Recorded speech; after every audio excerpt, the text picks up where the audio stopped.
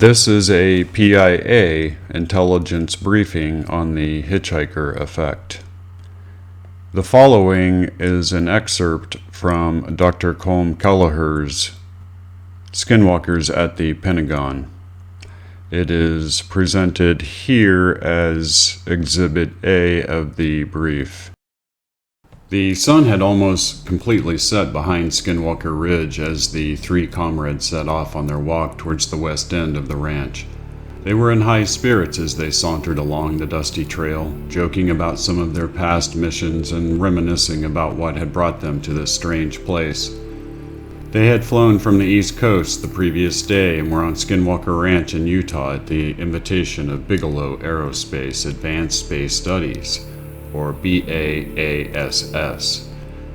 All three were seasoned warriors who had spent time in the war-torn reaches of Afghanistan and Iraq. Jonathan Axelrod was the acknowledged leader of the trio. A senior aerospace engineer in naval intelligence, his career had already spanned an upward trajectory, and his calm demeanor and infectious sense of humor enabled him to move easily in Pentagon circles.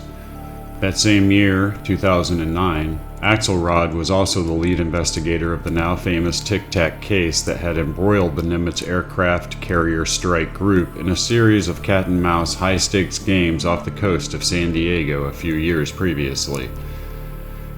The so-called Tic Tac had outmaneuvered and outperformed multiple FA-18 Hornets, leaving these Top Gun fighters from the Nimitz in the dust. Axelrod had personally interviewed all the pilots involved in the incident, as well as the several radar operators on the USS Princeton and others on the USS Nimitz itself. At the time of Axelrod's arrival at the Skinwalker Ranch in Utah, he had not yet completed the Sub Rosa Nimitz investigation. He had no inkling that his covert UAP investigation would explode onto the front page of the New York Times in December of 2017. Axelrod was well versed in investigating anomalies, utilizing a thoroughly professional approach. His demeanor instantly put skittish military aviators at ease. He reassured them that there would be no negative career consequences for their testimony. Axelrod was, and is, the consummate military professional, but on that sense, serene evening on Skinwalker Ranch, he had no idea what he was about to run into. Darkness had now settled in on the ranch. When Axelrod playfully pushed his best friend Jim Costigan away from him, Jim staggered slightly and almost dropped.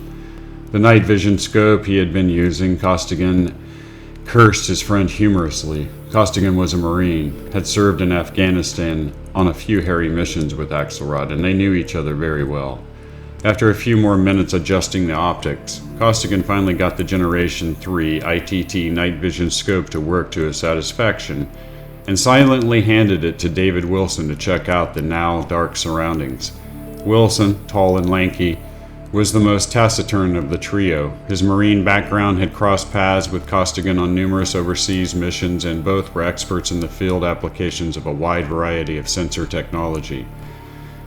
One of the reasons the trio had been invited as subject matter expert consultants onto the Skinwalker property was to begin applying their sensor expertise and tracking the mysterious presence that had outsmarted dozens, even scores of witnesses over the previous decades. Skinwalker Ranch had gained in notoriety over the years since 2005 publication of the book of Hunt for the Skinwalker, which was the first definitive account of one of the most intensive scientific studies of anomalous phenomena in history. Axelrod, Costigan, and Wilson all had read the book. They were straight military men. They were open-minded but skeptical of the reports from the ranch. Axelrod had once casually mentioned that the Skinwalker book was one of the favorites for military and intelligence community folk as they relaxed around the pool in the Green Zone in Baghdad during the Iraq War. All three were seasoned operatives who were equally comfortable out in the field or in briefing rooms in the Pentagon. On that warm night, in July of 2009, as they strode confidently on the track leading west on the ranch, they were already scoping out the Badlands terrain for places to deploy their technological assets. About a half mile into their hike, the temperature suddenly dropped like a stone. From 75 degrees, the air was now 20 degrees colder. All three stopped and silently looked at each other. There was no wind blowing, the air was still, and the zone they were standing in gave them a deep chill. Axelrod silently raised his hand and motioned backwards. All three men walked backwards, and within a couple of yards, the temperature had gone back to high 70s. Axelrod motioned forward, and the three moved silently in unison. Again, they walked into a wall of coldness. "Weather front?" muttered Costigan. "Probably," answered Axelrod. And again the trio retreated. Again they exited the wall of chilled air into the warm night. 3 times they repeated the maneuver, and 3 times the sharp boundary that defined the wall of cold air remained in the same location. "Let's move on," Axelrod said, and the trio resumed their journey west. Costigan began scanning the environment, and all around him the bleak Badlands landscape looked eerie and night vision green. 30 yards further on, all three began to feel anxious, and as they walked further, the anxiety deepened and turned into fear. No one said anything. They continued on their journey. But every step they took, their fear seemed to escalate. There was no external reason. No one wanted to be the first to mention the alarm they felt. 10 yards further on, the fear had escalated to mortal fear, and eventually Axelrod raised a hand and all three stopped. "Do any of you feel that?" Axelrod asked, his heart beating madly, the adrenaline surging through him. The other two acknowledged they felt intense alarm. All three looked around a full 360 degrees to find what was causing this nameless dread, a fear for their lives that was more intense than ever they had felt before. Axelrod raised his arm and motioned forward. All three swallowed and slowly began to move forward. Again the fear escalated. The three were sweating profusely. "Wait," Costigan whispered hoarsely, and his trembling hand pointed directly westward on the track. 50 yards ahead of him, the ghostly outlines of the 3 old homesteads were now in view, but Costigan was focused on something else. Directly ahead of the trio on the track, Costigan's night vision scope showed an oval area of blackness about 8 feet tall, surrounded by the night scope's normal green color. It was as if, Costigan said later, all light had been extinguished in the dark oval shape.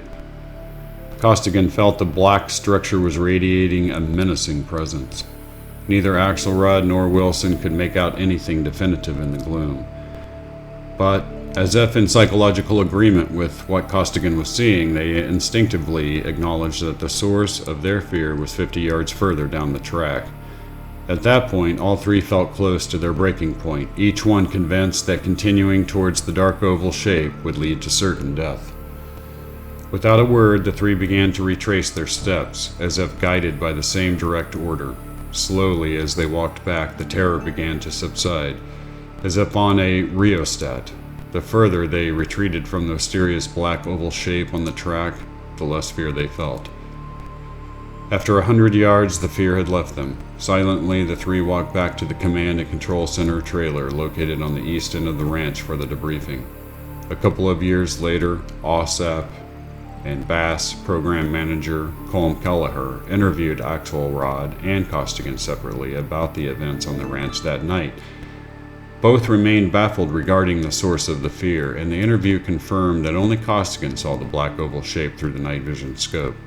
The implication was that the oval structure could not be seen in visible wavelengths, 400 to 700 nanometers, and had only been illuminated above 850 nanometers. The next day, the atmosphere was much lighter. The three comrades were back to joking, and the sun shone beautifully on the serene ranch. It was as if the terrifying events of the night before had never happened, or had happened in a different reality. The rest of the day was uneventful. The three had walked the full length of the property without any negative effects. The 3 men packed up and were back with their families in their homes in Virginia and Maryland the following night. 10 days after the ranch episode, Kelleher received a call from Axelrod.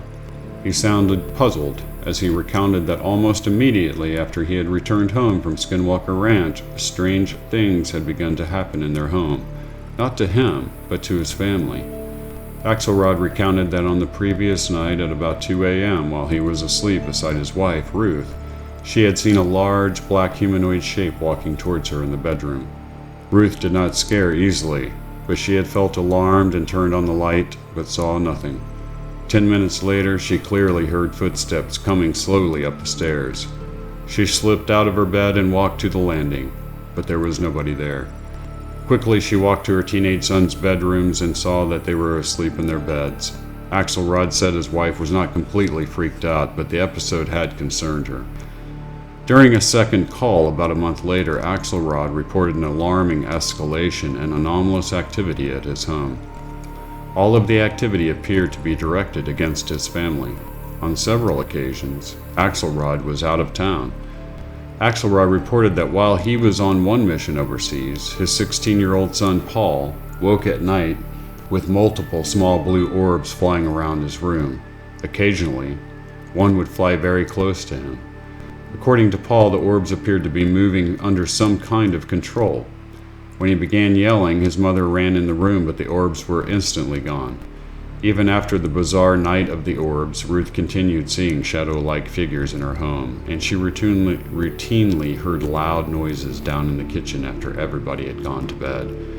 Ruth and Jonathan Axelrod were certain that these events had begun after he had returned home from his trip to Skinwalker Ranch. Later, an even more bizarre event with strong links to the Skinwalker Ranch erupted in the Axelrod home. Again, Jonathan was out of town on a work assignment. It was after midnight, and Ruth had turned off all the lights in the kitchen and was preparing to go upstairs when her eye caught a movement out in the yard. She walked over to the window for a better look, then froze as she witnessed one of the most bizarre sights she had ever beheld. Standing upright and leaning against one of the trees at the perimeter of her yard was a huge wolf-like creature. She saw the creature plainly in the dim light. It had long hair and looked like a wolf, but it was standing on two legs.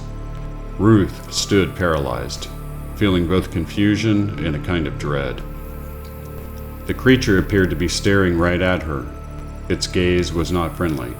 She continued to stare at this eerie sight, trying to fathom the impossibility of an upright wolf-like creature in a quiet, upper-middle-class suburban Virginia neighborhood. The creature then took one last look at her, turned, and walked slowly on two legs further into the tree line.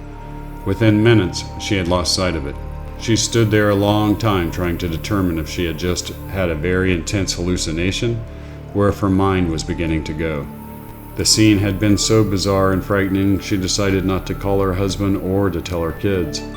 The kids were stable and well-adjusted, but Ruth had noticed that they were on edge from the unexplained events that had happened in their household. Ruth went to bed and tried to put the surreal vision out of her mind. 3 days later, at about 10:30 on a bright Saturday morning, the two teenage Axelrod sons were downstairs in the living room when Paul got up to stretch his legs. A movement in the yard caught his eye, and he gasped in astonishment as the sight of a huge wolf-like creature standing on two legs in the backyard staring straight at him. Alerted by his brother's gasp, Michael jumped up and saw the 7-foot-tall wolf gazing menacingly at them. The animal appeared to be completely comfortable standing on two legs. Both Axelrod boys felt a sense of fear. Suddenly, the beast took off running towards the tree line, its long black hair blowing in the rapid movement. The beast ran easily and fluidly on its hind legs with long strides, seemingly impossible for normal canine anatomy. Both boys stood in silence as the wolf was soon lost in the trees that bordered the Axelrod property. The thick insulated windows had prevented them from hearing any sound from the beast's transit across the yard. A couple of hours later, when Ruth came back, the boys breathlessly told their mother about the event. Ruth felt a deep chill as they excitedly described in detail an apparition identical to what she had seen a few nights previously that she was still hoping was a hallucination. By the time Jonathan returned from his mission, the Axelrod boys had researched what it was they had seen, trying to find some confirmation that the bizarre event had been real. The teenagers had become familiar with Linda Godfrey's books on dogmen, and as they described their sighting to their father, Jonathan felt a chill. Ruth's description was even more disturbing because she described the beast looking at her in a malevolent way, exuding a threatening demeanor. The following day, the family found that numerous trees in the yard had fresh, deep scars on the bark as if sharp objects had drawn vertical lines down the tree. Claw marks was the definitive description that Jonathan Axelrod relayed to Kelleher in the subsequent interview. The appearance of the upright wolf-like beast in the backyard of the Axelrod home in Virginia led to a feeling of deep unease in Jonathan's mind. He confessed to being disturbed while his busy professional career with naval intelligence was intensifying with his daily engagement on multiple highly classified advanced technology projects. His home was turning into a bizarre paranormal Disneyland. Within a few months of his return from Skinwalker Ranch, every member of his family had experienced orbs in their home, seen dark humanoid creatures in their bedrooms, and heard multiple sounds of footsteps around the house at night. The uncanny temporal crossover between the normal common events on Skinwalker Ranch and the literal explosion of bizarre anomalies at their home 2,000 miles east in suburban Virginia led Jonathan to the inescapable possibility that something had attached itself to him while he was on the ranch, and that he had brought that something home with him. Either this was a complete coincidence, or he, Jonathan Axelrod, was responsible for the creepy, disturbing unfolding of bizarre activity that was slowly overtaking his home.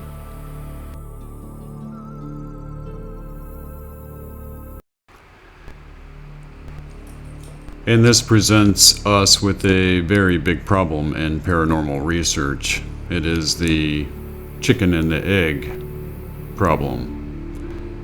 Did or is the same source that's responsible for paranormal activity, like poltergeist, like cattle mutilations, like dogmen encounters, etc., the same phenomenon responsible for UFO activity?